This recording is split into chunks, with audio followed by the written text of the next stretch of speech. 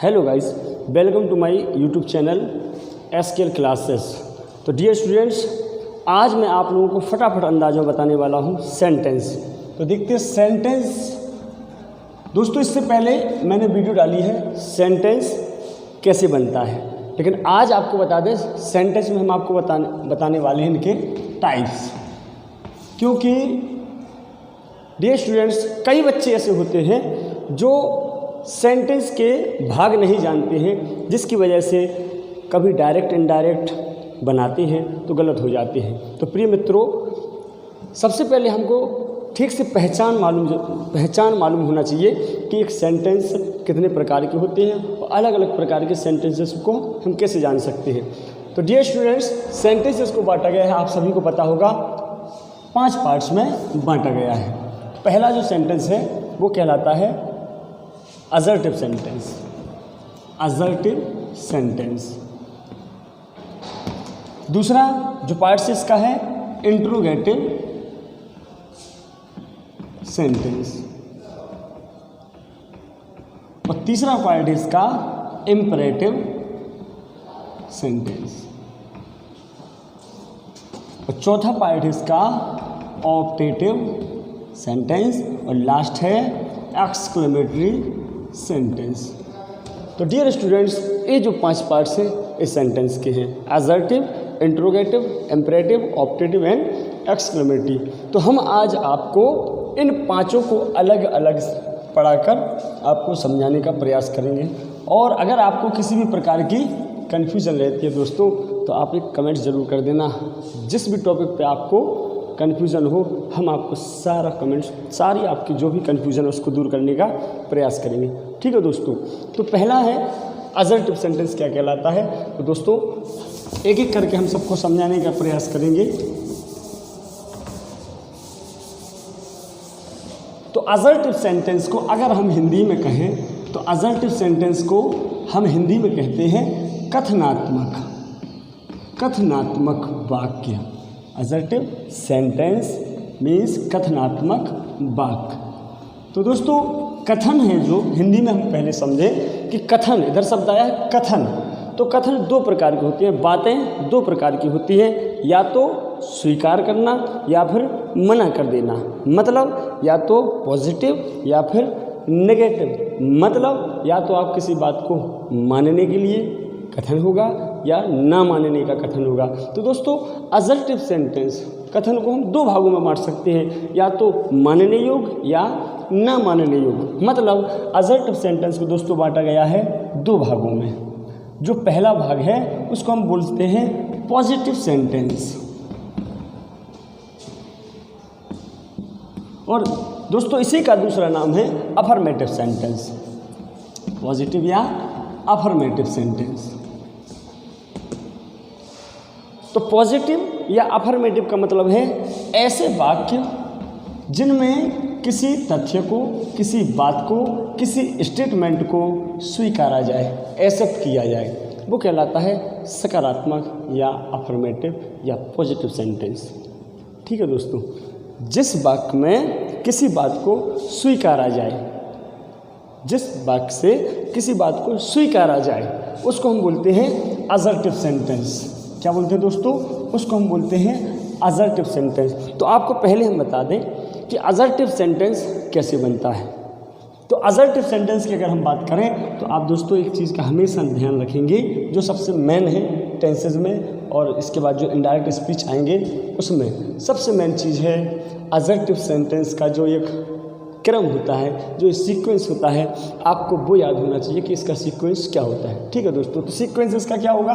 तो अंग्रेजी के किसी भी वाक्य का जो सीक्वेंस है वो क्या होता है? सबसे पहले क्या लिखते हैं हम? सबसे पहले सब्जेक्ट, उसके बाद हेल्पिंग वर्ब, उसके बाद वर्ब, उसके बाद हम लिखते हैं दोस्तों ऑब्जेक्टिव, और उसके बाद लास्ट में आते हैं अदर वर्ड। तो यह एक असर्टिव सेंटेंस का सीक्वेंस है, जिसमें सब्जेक्ट के बाद क्या आती है?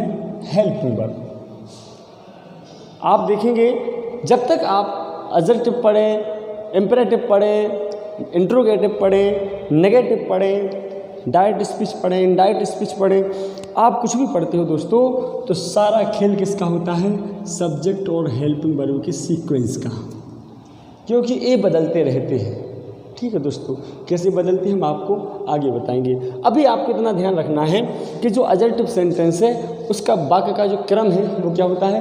पहले हम लिखते हैं सब्जेक्ट, फिर हेल्पिंग वर्ब, फिर वर्ब, फिर ऑब्जेक्ट, और उसके बाद अदर वर्ड लिखा जाता है। फॉर एग्जाम्पल ले लें हम कोई भी एक, तो दोस्तों यहाँ शायद दिख रहा है आप लोगों को, तो यहाँ हम ऑब्जेक्ट लिख सकते हैं, सॉरी एग्जाम्पल लिख लेते हैं, जैसे सी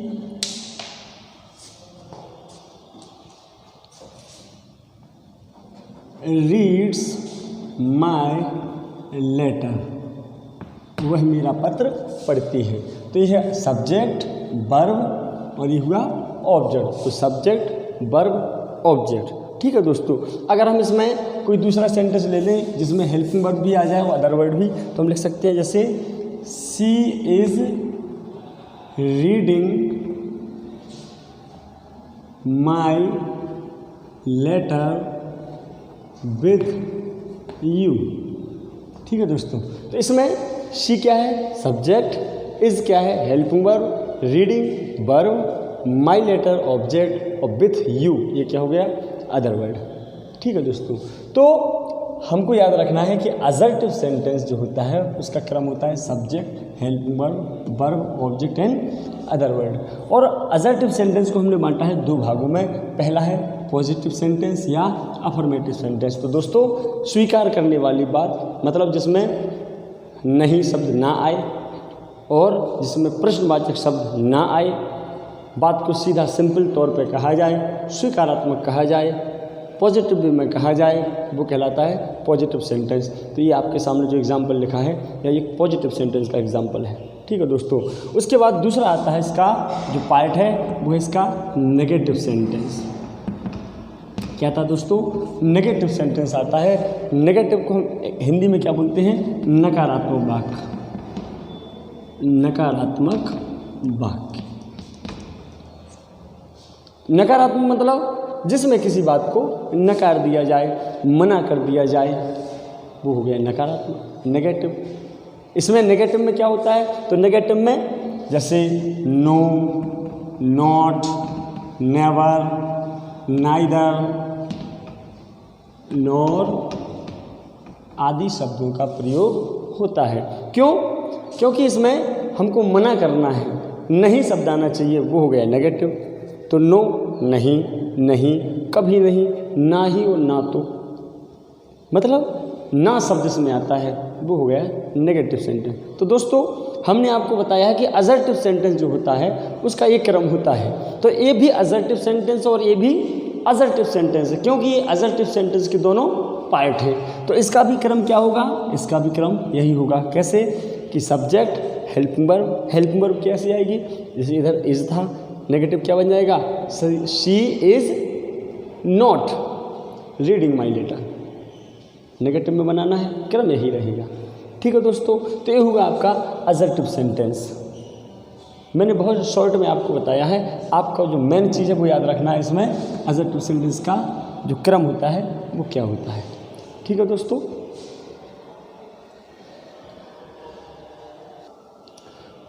तो असर्टिव के बाद नेक्स्ट आता है इंट्रोगेटिव। Interrogative sentence. तो इंट्रोगेटिव सेंटेंस, इंट्रोगेटिव का मतलब है ऐसे वाक्य जिनसे प्रश्न पूछे जाएं, जिनके अंतर्गत प्रश्न पूछे जाते हैं, प्रश्नात्मक से वाक्य होते हैं, वो कहलाते हैं इंट्रोगेटिव सेंटेंस। ठीक है दोस्तों, इसके जब भी प्रश्न पूछा जाएगा हम लास्ट में क्या यूज़ करते हैं? Question mark. लास्ट में हम क्वेश्चन मार्क का यूज़ करते हैं, क्योंकि ये प्रश्न पूछे जाते हैं इसमें। अगर हम इनके पार्ट्स की बात करें तो इनको भी दो भागों में बांटा गया है। तो दो भाग कौन कौन से हैं? तो पहला जो है वो है एस या नो टाइप। हम आपको सिंपल शब्दों में समझा रहे हैं, बिल्कुल एस या नो टाइप क्वेश्चंस। इसका मतलब क्या है? ऐसे प्रश्न जिनका उत्तर हम हाँ या ना में दे सकें। और ऐसे कौन से प्रश्न हैं जिनका उत्तर हाँ या ना में दिया जा सके? तो ऐसे देखिए हम बताते हैं, ऐसे प्रश्न जो भी होंगे उनकी शुरुआत किस शब्द से हम करते हैं? क्या से। हिंदी में किस शब्द से करेंगे दोस्तों? क्या शब्द से शुरुआत की जाएगी कि क्या आप खाना खाते हो? आप आंसर दे सकते हो नहीं। हाँ। क्या आप स्कूल गए थे? हाँ नहीं। क्या आप मुझे जानते हो? Yes no. मतलब अगर वाक्य की शुरुआत आपने किस शब्द से की? क्या शब्द से की है, तो उसका उत्तर आप किस में दे सकते हो? एस या नो में दे सकते हो। तो वो कहलाया एस या नो टाइप क्वेश्चन। दोस्तों अगर हम एस या नो टाइप क्वेश्चंस की बात करते हैं तो इनका क्रम क्या होता है? तो इनका क्रम दोस्तों क्या होगा? यदि वाक्य की शुरुआत क्या से होती है तो आप हमेशा एक चीज़ याद रखें, यदि वाक्य की शुरुआत क्या से होती है तो हम इंग्लिश में वाक्य की शुरुआत किससे करेंगे? हेल्पिंग वर्ब से। इंग्लिश में वाक्य की शुरुआत, सेंटेंस की शुरुआत किससे करेंगे? हम हेल्पिंग वर्ब में करेंगे, हेल्पिंग वर्ब से करेंगे। क्यों? क्योंकि वाक्य की शुरुआत क्या शब्द से हुई है। तो असर्टिव को देखें हम, शुरू में क्या आ जाएगा इसमें? Helping verb. हेल्पिंग वर्ब पहले आ गई, फिर क्या आएगा? Subject, verb, object, then other word. तो दोस्तों ये हो गया एस या नो टाइप क्वेश्चन। असर्टिव में सब्जेक्ट के बाद हेल्पिंग वर्ब थी, एस या नो टाइप में सब्जेक्ट से पहले हेल्पिंग वर्ब है। बस हमने आपसे पहले बताया है कि सारा खेल सब्जेक्ट और हेल्पिंग वर्ब का होता है। ये दोनों आपस में इधर के उधर होते रहते हैं, सेंटेंस बदलते रहते हैं। ठीक है दोस्तों, अगर यही वाक्य नेगेटिव में आ जाए, अभी हमने वाक्य क्या लिखा है कि क्या वह मेरा पत्र तुम्हारे साथ मेरा पत्र पढ़ रही है? क्या वह तुम्हारे साथ मेरा पत्र पढ़ रही है? तो क्या शब्द शुरू में आ गया, इधर क्या आ जाएगा? केवल is she reading my letter with you. बाकी कोई चेंजेस नहीं करना है क्योंकि वाक्य का क्रम से हमें केवल हेल्पिंग वर्ब शुरू में आ जानी है, तो इज शुरू में आ जाएगा। ठीक है। अगर इधर आ जाए क्या और नहीं शब्द भी आ जाए, क्या भी आ गया और नहीं भी आ गया, तो दोस्तों नोट का यूज़ हम कहाँ करेंगे? तो आप हमेशा याद रखें कि हम नोट का यूज़ इस सब्जेक्ट के बाद करेंगे। दोस्तों कहाँ करेंगे? इस सब्जेक्ट के बाद। कैसे बनेगा?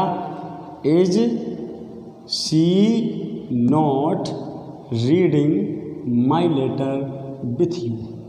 ठीक है दोस्तों, वीडियो ज़्यादा लंबी हो रही है, आगे बढ़ते हैं हम। इसी का जो दूसरा टाइप है वो कौन सा है? WH type questions. WH type दूसरा नाम इसको हम क्या बोल सकते हैं? Question word type question. मतलब ऐसे वाक्य जिनमें क्वेश्चन वर्ड का यूज़ हो। दूसरा पार्ट जो इसका है, ऐसे वाक्य जिनमें क्वेश्चन वर्ड का यूज़ हो, प्रश्नवाचक शब्दों का यूज़ हो।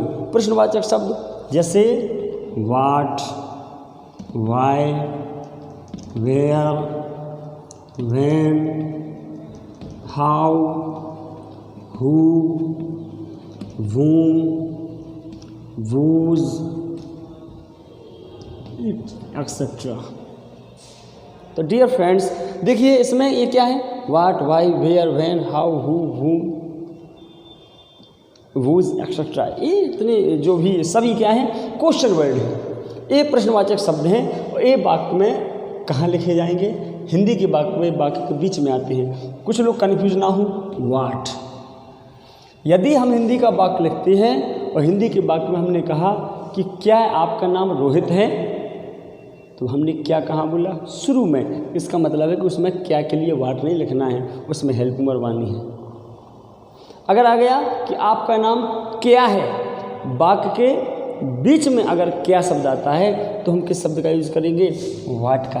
मतलब हिंदी के वाक्यों में यदि वाक्य के बीच में प्रश्नवाचक शब्दों का प्रयोग होता है तो इंट्रोगेटिव सेंटेंस कैसे बनते हैं दोस्तों? इंट्रोगेटिव सेंटेंस सबसे पहले हम क्या लिखेंगे? इससे पहले क्वेश्चन वर्ड आ जाएगा दोस्तों। पहले क्या आ जाएगा? हेल्पिंग वर्ब से पहले क्या आ जाएगा? Question word. तो ये वाक्य कैसे बनेगा? पहले क्वेश्चन वर्ड, इसके बाद दोस्तों जो इंट्रोगेटिव में हमने हेल्पिंग वर्ब से शुरुआत की थी वैसे ही कि फिर लिखेंगे हेल्पिंग वर्ब, फिर सब्जेक्ट, फिर वर्ब, फिर ऑब्जेक्ट और फिर अदर वर्ड। ठीक है दोस्तों, तो देखिए असर्टिव और इंट्रोगेटिव। हमने 2 वाक्य बताए हैं अभी आज आपको। असर्टिव में सब्जेक्ट के बाद हेल्पिंग वर्ब, इंट्रोगेटिव में जो क्या से शुरू होने वाले हैं तो हेल्पिंग वर्ब फिर सब्जेक्ट, बाकी सब सेम। अगर क्वेश्चन वर्ड आता है तो सबसे पहले क्वेश्चन वर्ड, फिर हेल्पिंग वर्ब, फिर सब्जेक्ट, बाकी जो करते हो। ठीक है दोस्तों, तो आपको इतना ध्यान रखना है असर्टिव और इंट्रोगेटिव में। उम्मीद है कि आपको समझ में आया होगा। 1 मिनट और हम आपको रिवीजन के तौर पे बता देते हैं एक एग्जाम्पल लेकर, ताकि आप जो भी बच्चे कंफ्यूज हों वो शॉर्ट में एक बार देखकर समझ सकें। ठीक है दोस्तों, तो देखिए हमने बताया कि असर्टिव सेंटेंस है, जैसे हम कोई भी ले लें कि Radha has bought a pen for me। तो देखिए हम अगर ये वाक्य आ गया, ये सेंटेंस आया है, आपको पता होना चाहिए कि कौन सा सेंटेंस। कैसे मालूम करेंगे हम? ये क्या दिया है? सब्जेक्ट, हेल्पिंग वर्ब, वर्ब की third form, object, other word. क्यों है अदर वर्ड? हमने आपको पहली वीडियो में बताया था कि जब भी प्रीपोजिशन जिस शब्द से शुरुआत हो उसके बाद आने वाला जो भी पार्ट्स है उसको आप अदर वर्ड समझें। ठीक है दोस्तों, उसको क्या समझें आप? अदर वर्ड समझें। दोस्तों ये ऑब्जेक्ट भी है, क्योंकि ऑब्जेक्ट के 2 भाग होते हैं, डायरेक्ट और इनडायरेक्ट। इसके बारे में हम बाद में बात करेंगे। अभी आप केवल इतना याद रखें कि ए 4 शब्द आ गया है, इसलिए ए यहाँ से क्या हो गया? अदर वर्ड हो गया।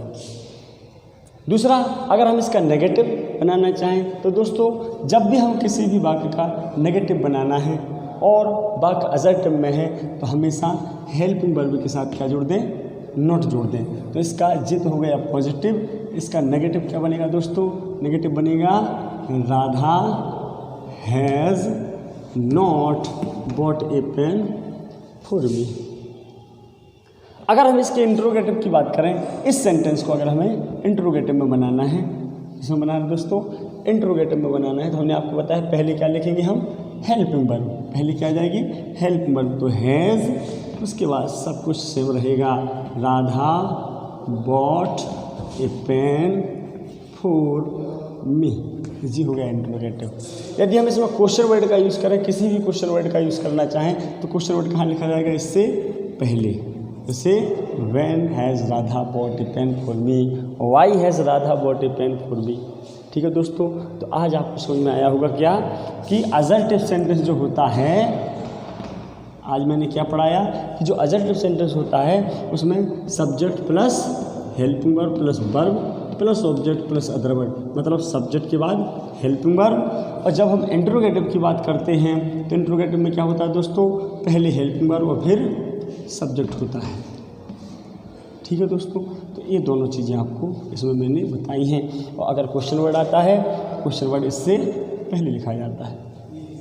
इसके दूसरी वीडियो में आपको मैं बाकी जो 3 सेंटेंस बचे हैं, इम्परेटिव, ऑप्टेटिव एंड एक्सक्लेमेटरी, उनकी वीडियो भेजूँगा। ठीक है दोस्तों, अगर आपको वीडियो से कुछ समझ में आया है तो प्लीज़ वीडियो को लाइक करना और अपने दोस्तों में शेयर करना। और अगर चैनल को सब्सक्राइब नहीं किया है तो ज़रूर करें।